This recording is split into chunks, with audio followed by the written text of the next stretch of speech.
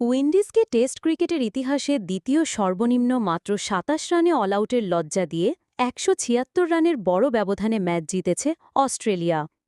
Test cricket ইতিহাসে সবচেয়ে কম মাত্র ১৫ বলে ৫ উইকেট শিকার করে ম্যাচ সেরা হয়েছেন মিশেল স্টার্ক। হ্যাট্রিক করেছেন স্কট বোল্যান্ড।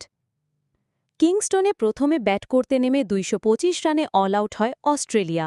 জবাবে মাত্র ১৪৩ রানে থামে উইন্ডিজের ইনিংস।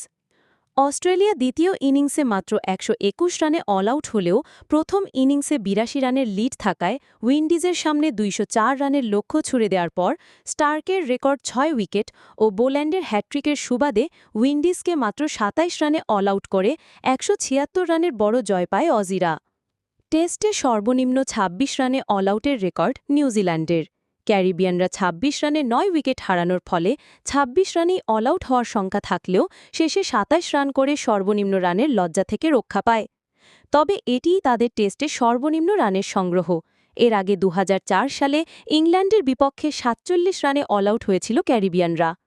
উইন্ডিজের ২৭ রানে অল আউট হওয়া এবং স্টার্কের মাত্র ১৫ বলের মধ্যে ৫ উইকেট শিকার করার ম্যাচে স্কট বোল্যান্ড উইন্ডিজের ৭, ৮ ও ৯ নম্বর উইকেট তুলে নিয়ে হ্যাট্রিক করেন।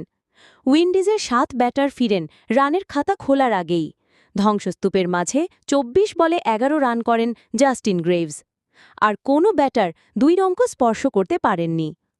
ম্যাচ সেরা হওয়ার পাশাপাশি উইন্ডিজকে হোয়াইট ওয়াশ করার সিরিজে ৪৬ রান ও ১৫ উইকেট শিকার করে সিরিজ সেরাও হন মিশেল স্টার্ক। উইন্ডিজকে হোয়াইট ওয়াশ করে টেস্ট চ্যাম্পিয়নশিপ ২০২৫-২৭ পর্বে ৩ জয় ৩৬ পয়েন্ট নিয়ে শীর্ষে আছে অস্ট্রেলিয়া। ক্রিকেটের আইপড পেতে জুবায়ের আহমেদের সাথেই থাকুন।